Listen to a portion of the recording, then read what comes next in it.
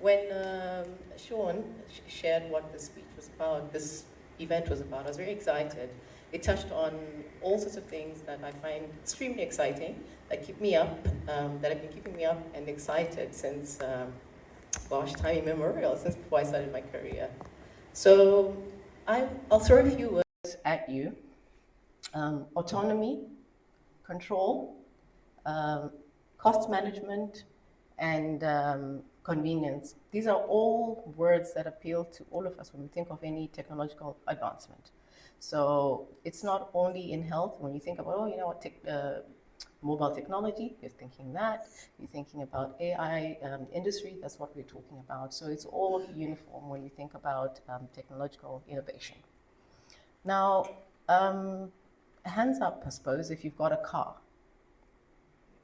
Gosh, when we're in London, nobody drives.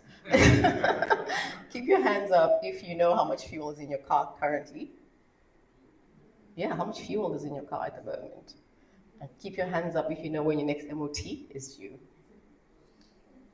That's all right. Well, all of those people that got their hands up, please keep your hands up if you know what your blood pressure trend has been the last month.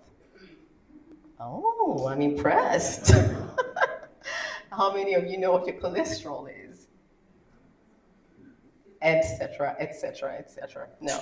We spoke, a few speakers today spoke about the things, especially Umweti as well, about the things that we don't speak about as people, especially in Africa. We don't speak about death.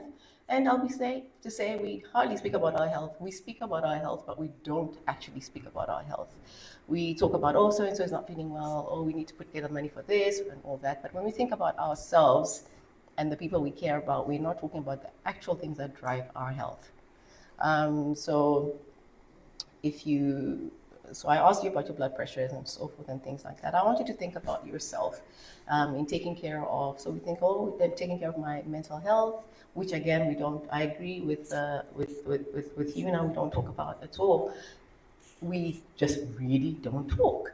So my passion is I want people to be able to take control of their health in the sense that I want you to know what's driving your health, what's keeping you healthy, what's keeping you unhealthy, what do you need to do. We invest in healthcare, we invest in, if you think about back home, we invest in our medical insurance, we invest in all those things, but we don't actually look at the true representation of what we're getting for what we're paying for. So when we talk about control, when we talk about control, I've set up my business called Mytano. So Mytano, for those that speak Shona, you'll understand the word Mytano, which means health. And it's a sort of a play on words. Mytano means essentially my health. So what I want people to be able to do is to connect all the things that keep them healthy. We're talking about your weight, your metabolic drivers, what you're eating, what's happening with your prescriptions, what's happening if you're looking, in terms of second opinions and all those things. So essentially we run a medical concierge where we're connecting you to all the services that you need. You might need, I need a referral. I think I might need a referral to a specialist. I don't know how to go about that. And sometimes things take long. Or I've got no time to see my GP. Or I've got my mom visiting from Lusaka. She forgot her medications. What do I do about getting her medication? Or I've just had so-and-so, we spoke about the COS, for example. You've had people have had family moving here. They're not registered with the GP or they don't have time. I need a prescription. I need to ask a doctor, do I need to see somebody about this?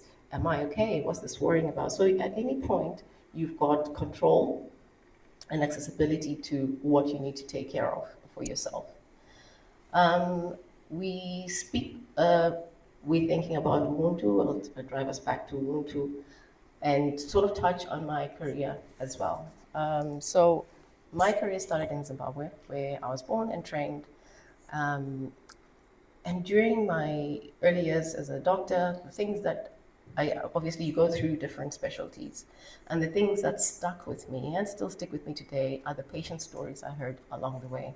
So I remember people. I remember, it's also a curse in a way. I remember people, I remember names, I remember faces, and most importantly, I remember their stories.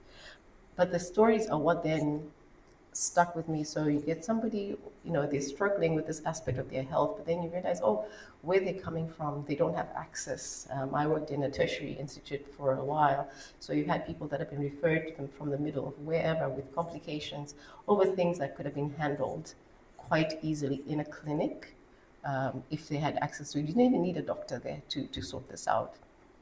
So it carries on, and unfortunately, or fortunately, we have quite a lot of experience with private healthcare where we come from, which is quite different to here, where almost everybody back home has got access to some sort of private healthcare, which gives you autonomy and control, because then you can ask, because you're paying for it. You can ask, what does this mean? Am I getting the best? Can I get more? Which sadly, I think maybe on this side of the pond, people almost defer. You almost don't have a chance to ask as many questions. So when we talk about innovation and all sorts, we think it's going to come from, more developed nations. But if you think about our experience and the things that we ask for, our doctors, our pharmacies, and all those things at home are very experienced in terms of patient care and issues of patient control and all this, because you are paying for it and you're asking for more. So what I want to encourage in terms of patient advocacy is for people to ask more questions, have more understanding. You've had a test, you've had a medical test done, you've had a blood test done. Why do you not have access to those results? Why do you not know or store them or keep them to know where to reference where you came from? Where were you a year ago? Where were you 5 years ago when this happened? Oh, I've had a problem now, but where are we coming from?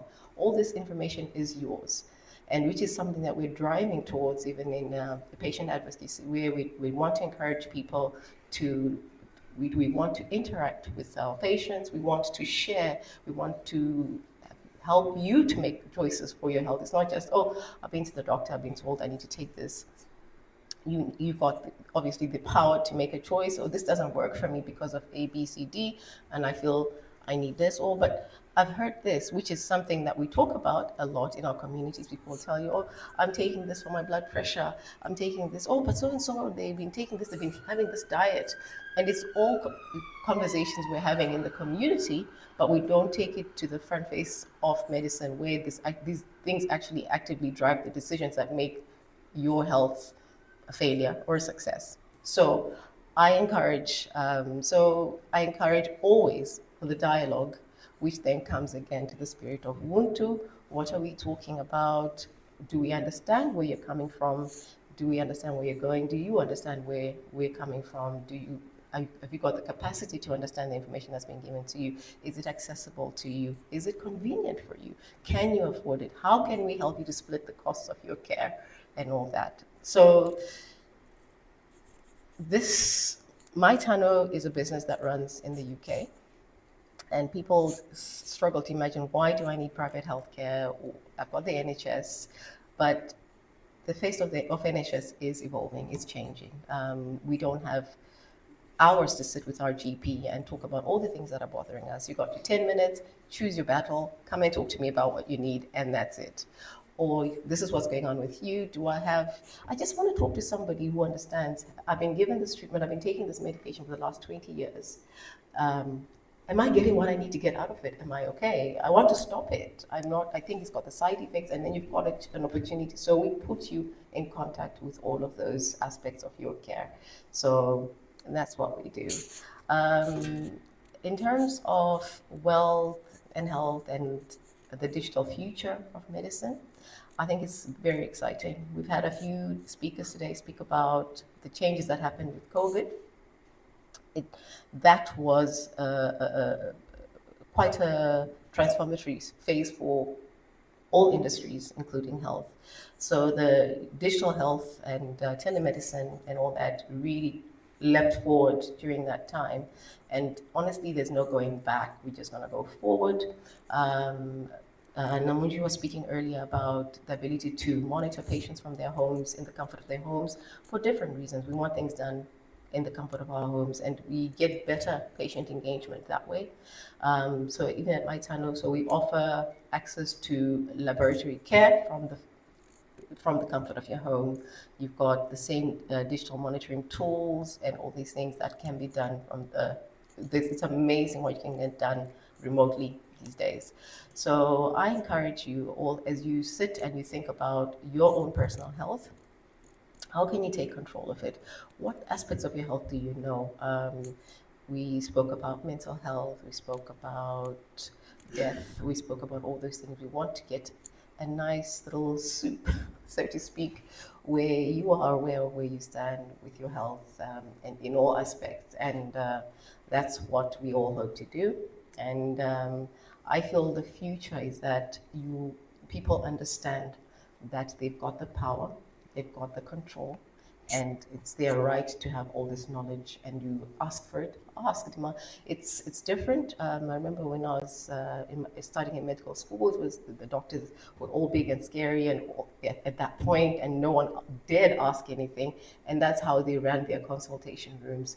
I'm the doctor, I'm going to tell you this is what you need, go and do this, and people don't speak back. Oh, the doctor just said, oh, but you're not going to explain that. Oh, I can't take those tablets because I've got a fear of swallowing this, I got all that. We want to engage. So control, autonomy, and choice is the future of medicine. And so all the tools that we are pioneering and encouraging are to really share that, to disseminate that those capabilities to everybody who needs them. And we're here. I'm here. I love questions. I love taking questions. I will talk to death about anything. My background is obesity medicine, and that's where Namunji and I really bonded. I worked, but then people don't realize that, again, that's a nice sort of interface of medicine, in that it touches on all these human elements, what we're eating, how we're moving, how we're feeling, the impact of our weight, and you're talking about stigma and all that on people, and then it touches on our metabolic health, hypertension, diabetes, all those things come together. So I think it's a beautiful interplay of health and Ubuntu, and yeah, please, let's talk, let's connect. I've had so much inspiration today from a lot of the speakers today, and I look forward to getting in touch and getting this going. And thank you to Sean and the team for setting up this platform and the stage for us to speak. We never really get opportunities to meet so many diverse areas of health that we don't realize actually connect. You talk about epidemiology, mental health, death, and aspects of wealth, and all those things. Those are all important. So oh, sorry, there's a question from Steve. So Mytano is we run a website. So on this website, you've got ability to book the kind of appointments you need, and then we offer virtual services depending on what that is. So you will have a virtual meet and greet with whoever it is. We give